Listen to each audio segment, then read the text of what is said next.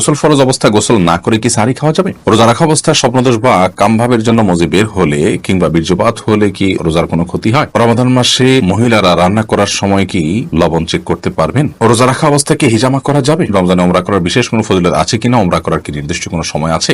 ঘুম থেকে উঠতে না পারার কারণে সাহারি খেতে না পারলে কি রোজা হবে? মহিলাদেরও কি মিসওয়াক করতে হবে? মহিলাগণও কি মিসওয়াক করলে হাদিস বর্ণিত সওয়াব পাবেন? রোজার নিয়ত কখন থেকে করতে হবে? আজানের কতক্ষণ আগে সাহারি খেয়ে শেষ করা উচিত? রোজা রাখা অবস্থায় পিরিয়ড হয়ে গেলে করণীয় কি? সাহারির মূল ও উত্তম সময় কখন? প্রিয় দর্শক, আর বিলম্ব না করে চলুন আপনাদের প্রশ্ন উত্তর দেওয়ার পালায় প্রবেশ করি। বেলাল হোসেন আপনি লিখেছেন, জীবনের অনেক রোজা কাজা রয়ে গেছে, এখন কি আমি আগে পেছনের রোজাগুলো কাজা আদায় করব নাকি এই রমজানের রোজাগুলো আগে রাখবো? দেখুন, জীবনের যদি অনেক রোজা আপনার কাজা হয়ে থাকে ইতিপূর্বে, তাহলে সেক্ষেত্রে সে রোজাগুলো এই রমজানের আগে আগে আপনার রেখে ফেলা উচিত ছিল, কর্তব্য ছিল। এখন তো রমজান চলেই এসেছে, অতএব এই রমজানের রোজাগুলো আপনাকে রাখতে হবে। এই রমজান শেষ হওয়ার সঙ্গে সঙ্গেই আপনি বিলম্ব না করে বিগত বছরের বিগত জীবনের যে রোজাগুলো আপনার কাজা হয়েছে সেগুলো রেখে ফেলার চেষ্টা আপনাকে অব্যাহত রাখতে হবে। এরপরে যে প্রশ্নটি দেখতে পাচ্ছি, জান্নাতুল ফেরদাউস আপনি লিখেছেন, রোজার নিয়ত কখন থেকে করতে হবে?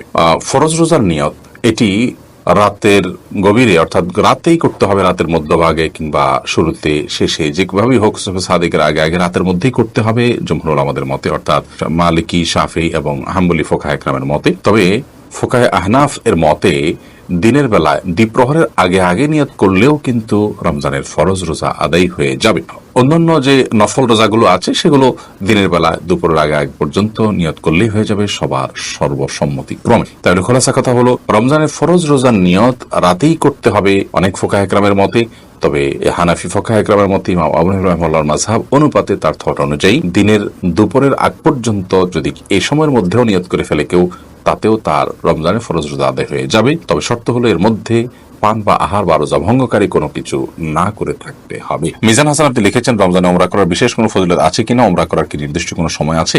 রমজানে উমরা করার ফজিলত রয়েছে। নবী করিম সাল্লাল্লাহু আলাইহি ওয়াসাল্লাম থেকে হাদিস বর্ণিত হয়েছে, উমরাতুন ফি রমাদান তা'দিলু হাজ্জাতাম মাই, অর্থাৎ রমাদান মাসে কেউ যদি উমরা করে তাহলে তার মর্যাদা হলো সে আমার সাথে হজের যে সওয়াব নবী করিম সাল্লাল্লাহু আলাইহি ওয়াসাল্লাম বলছেন তার সাথে হজ করলে যে সওয়াব হতো সেরকম সওয়াবের ভাগীদার হবেন রমাদান মাসে কেউ উমরা করলে। তবে এই উমরার কোনো নির্দিষ্ট সময়সীমা নেই। রমাদানের প্রথম দিন থেকে নিয়ে একেবারে শেষ দিন পর্যন্ত যে কোনো সময় উমরা করলে ইনশাআল্লাহ বিইذনিল্লাহ এই সওয়াবের ভাগীদার হওয়া যাবে। এরপর প্রশ্ন করেছেন রূপা খানম আপনি লিখেছেন, মহিলাদেরও কি মিসওয়াক করতে হবে? মহিলাগণও কি মিসওয়াক করলে হাদিস বর্ণিত সওয়াব পাবেন? এর উত্তর হলো, মহিলাগণ মিসওয়াক করতে পারবেন, বরং করা উচিত। নবী করিম সাল্লাল্লাহু আলাইহি ওয়াসাল্লামের যে সমস্ত নির্দেশনা পুরুষদের জন্য বিশেষভাবে নয়, পুরুষদেরকে নির্দিষ্ট করে তিনি বলেননি, সেটা নারী পুরুষ সকলের জন্য প্রযোজ্য। মিসওয়াকের ক্ষেত্রে নবী আলাইহিস সালামের যে হাদিসগুলো সেগুলোকে আমরা ঘাটলে দেখি, সেই হাদিসগুলোতে তিনি নারী বা পুরুষকে আলাদা করে মেনশন করে বলেননি যেটা অমুকদের জন্য প্রযোজ্য, বরং তিনি সাধারণভাবে বলেছেন বিধায় নারী পুরুষ সকলের জন্য প্রযোজ্য।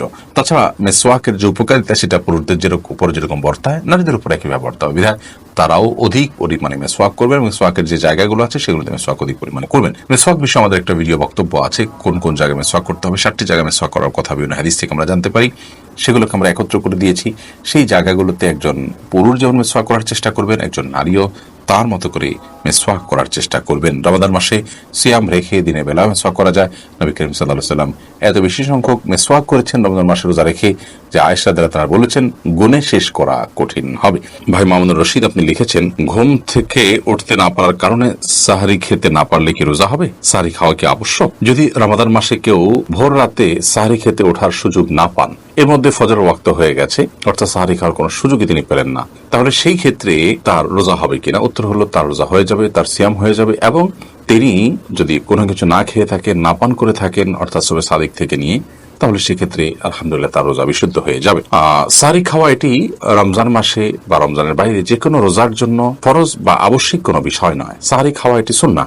সাহারি খাবারের মধ্যে বরকত রয়েছে, কিন্তু কোনো কারণে কেউ সাহারি খেতে পারলেন না, তারপরও তার রোজা হয়ে যাবে, তার সিয়াম হয়ে যাবে ইনশাআল্লাহ তাআলা। এর পরের প্রশ্ন হলো, রমাদান মাসে মহিলারা রান্না করার সময় কি লবণ চেক করতে পারবেন? আমাদের মা বোনরা রমাদান মাসে রান্না করতে গিয়ে বা যে কোনো পুরুষও রান্না করতে গিয়ে যদি তরকারির লবণ চেক করতে হয়, স্বাদ চেক করতে হয়, তাহলে সেক্ষেত্রে সেটি তার জন্য জায়েজ হবে যদি এই চেকটা হয় জিহ্বা দিয়ে এবং চেক করে সাথে সাথে আবার থুতুর মাধ্যমে তিনি সেটাকে পরিষ্কার করে ফেলে দেন, অর্থাৎ গলদকরণ না গেলেন, তাহলে সেক্ষেত্রে সেটি জায়েজ হবে। যদিও এটা অ্যাভয়েড করতে পারলে সেটা বেটার এবং উত্তম। যদি কারোর সন্দেহ হয় যে রান্নাটা ঠিক মতো হলো কি হলো না, মানুষ খেতে পারবে কি পারবে না, লবণ হলো কি হলো না, কম বা বেশি হলো কিনা, তাহলে সেক্ষেত্রে তিনি পরখ করতে পারবেন। তবে জিহ্বার আগায় নিয়ে সেটাকে আবার খুব ভালোভাবে থুতুর সাথে ফেলে দেওয়ার চেষ্টা তাকে করতে হবে, তিনি ফেলে দিতে হবে। এর মাধ্যমে ইনশাআল্লাহ তাআলা তার এই চেক করাটা জায়েজ হবে। তবে যাদের মোটামুটি অনুমান হয়ে গেছে, আন্দাজ হয়ে গেছে, খুব একটা প্রয়োজন হয় না, তারা এটা অ্যাভয়েড করতে পারলে অবশ্যই বেটার এবং ভালো। এরপর ইমাম হোসেন আপনি লিখেছেন, রোজা রাখা অবস্থায় কি হিজামা করা যাবে? রোজা রাখা অবস্থায় হিজামা করা যাবে কিনা, হিজামা করলে রোজা ভঙ্গ হবে কিনা, এ বিষয়ে কাপিং থেরাপি বা হিজামা যেটাকে আমরা বলছি, এইটিকে এ বিষয়ে ফোকাহে কেরামের মধ্যে দুটি মত রয়েছে। বেশিরভাগ ফোকাহে কেরামের মতেই হিজামা করলে রোজা ভঙ্গ হবে না, কারণ আবু সাঈদ খুদরী রাদিয়াল্লাহু তাআলা বর্ণিত সেই প্রসিদ্ধ হাদিসটি থেকে আমরা জানতে পারি নবী করিম সাল্লাল্লাহু আলাইহি ওয়াসাল্লাম রোজা রাখা অবস্থায়, সিয়ামরত অবস্থায় তিনি হিজামা গ্রহণ করেছেন, অতএব এটি রোজা ভঙ্গ করবে না। এটি হলো জমহুর উলামায়ে কেরামের মত। যদিও ফোকাহে হানাবেলা বা আহমদ ইবনে হাম্বল রাহিমাহুল্লাহর যে থট, সেই থটের অনুসারে উলামায়ে কেরামের কেউ যেমন ইবনে তাইমিয়া রাহিমাহুল্লাহ, ইবনে বাজ রাহিমাহুল্লাহ, ইবনে উসাইমিন রাহিমাহুল্লাহ সহ অনেকের মতেই যদি রোজা রাখা অবস্থায় কেউ হেজামা করেন তাহলে তার রোজা ভঙ্গ হয়ে যাবে। এবং এক্ষেত্রে তারা সেই হাদিস দিয়ে দলিল দিয়ে থাকেন যে হাদিসের নবী আলাইহিস সালাম বলেছেন, আফতারাল হাজিমু ওয়াল মাহজুম। সেই হাদিসের অনেক ব্যাখ্যা, অনেক বিশ্লেষণ, অনেক আপনার জবাব প্রথমত উলামায়ে কেরাম দিয়ে থাকেন। যাই হোক, তো খোলাসা কথা হলো যে জমহুর বা সংখ্যাগরিষ্ঠ আমাদের মতে হিজামা করলে রোজা ভঙ্গ হবে না। এরপরে প্রশ্ন করেছেন শাহেদ আলী, আপনি লিখেছেন, রোজা রাখা অবস্থায় স্বপ্নদোষ বা কামভাবের জন্য মজি বের হলে কিংবা বীর্যপাত হলে কি রোজার কোনো ক্ষতি হয়? রোজার মধ্যে কামভাবের কারণে যদি কারোর মজি বের হয়, যেটাকে আঠালো কিছুটা আঠালো পানির মতো যে পদার্থ যদি বের হয়, তাহলে সেক্ষেত্রে তার ফলশ্রুতিতে রোজা ভঙ্গ হবে না। বীর্যপাত যদি হয় এবং সে বীর্যপাত যদি হয় উত্তেজনার সাথে, তাহলে সেক্ষেত্রে সে রোজা ভঙ্গের কারণ হবে, সেটি হস্তমৈথুনের মাধ্যমে হোক বা অন্য কোনো কাম ভাবের কারণে, কোনো যৌন বিষয়ক চিন্তা ভাবনার কারণে বা এ জাতীয় কোনো আচরণের কারণে যদি আপনার কামভাবের সাথে উত্তেজনার সাথে যদি বীর্যপাত হয়, তাহলে তার ফলে রোজা ভঙ্গ হবে। আর যদি কারোর অসুস্থতার কারণে বীর্যপাত হয়, শারীরিক কোনো দুর্বলতার কারণে অথবা স্বপ্নদোষের কারণে, তাহলে তার কারণে রোজা ভঙ্গ হবে না। তবে মজি যেটা কিছুটা আঠালো পানির মতো, সেটি বের হওয়ার ফলে, যেটা বীর্য নয়, শুভ্র সাদা নয়, সেটি বের হওয়ার ফলে রোজা ভঙ্গ হবে না। তবে সেটি বের হলে ওযু ভঙ্গ হবে। তবে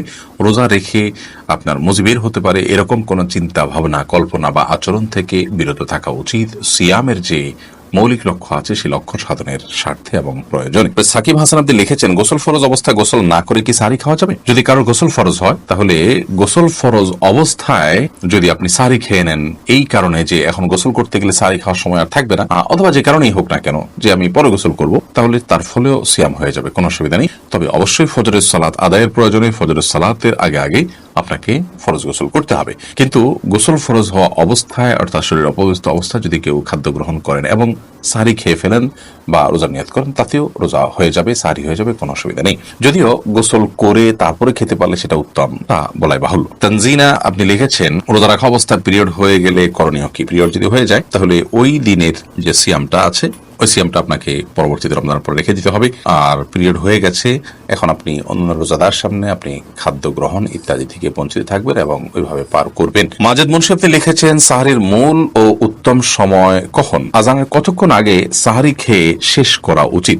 দেখুন, সাহরির মূল এবং উত্তম সময় হলো রাতের শেষ প্রহর, রাতের 3 ভাগের শেষ ভাগ বলতে পারেন, এবং বিশেষ করে আজানের অন্তত 10-15 মিনিট আগে সাহরি খেয়ে শেষ করবেন। এটি হলো সবচেয়ে উত্তম সময় সাহরির জন্য। যদি আপনি তার একটু আগে খেয়ে ফেলেন, তাতেও সাহরির যে সব সেটি আদায় হয়ে যাবে। সাহরির ক্ষেত্রে বেশ অনেকগুলো জিজ্ঞাসা আছে, একটা ভিডিও ক্লিপ আছে আমাদের, সেখানে আমরা সাহরি সম্পর্কিত কমন 10টি প্রশ্নের উত্তর দেওয়ার চেষ্টা করেছি। সেই ভিডিওটি দেখে নিলে আশা করি এই বিষয়ে সমস্ত জিজ্ঞাসাগুলো আপনার সমাধান পেয়ে যাবেন। তবে মৌলিকভাবে এটুকু বলে রাখি যে রাতে আপনি ঘুম থেকে ওঠার পর দুপুর রাত থেকে, অর্থাৎ মাঝরাত থেকে নিয়ে ভোর রাতে ফজর আজানের আগ পর্যন্ত, সুবহ সাদিকের আগ পর্যন্ত যে কোনো সময় আপনি খেলেই সেটা সাহরি হিসাবে বিবেচিত হবে, বিশেষ করে ভোর রাতের শেষ প্রহরে 1/3 ভিতরে শেষ অংশে। আর একেবারে শেষের দিকে খাওয়াটা হলো উত্তম সওয়াবের কাজ, সুন্নাহ, বিশেষভাবে ফজিলতপূর্ণ। তবে একেবারে শেষের দিকের মানে এই নয় যে আজান হচ্ছে ভাব ঠিক সেই মুহূর্তে আপনি খেলেন, অর্থাৎ সুবহ সাদিকের ঠিক সঙ্গে সঙ্গে বা ওই টাইমের কাছাকাছি সময়ে আপনি খেলেন, এটি কিন্তু উত্তম নয়। বরং নবী করিম সাল্লাল্লাহু আলাইহি ওয়াসাল্লাম সারি খেয়ে শেষ করার পর সম্ভবত 100টি আয়াত তেলাওয়াত করার মতো সময় তার হাতে থাকতো। সে বিষয়টি আমাদের মাথায়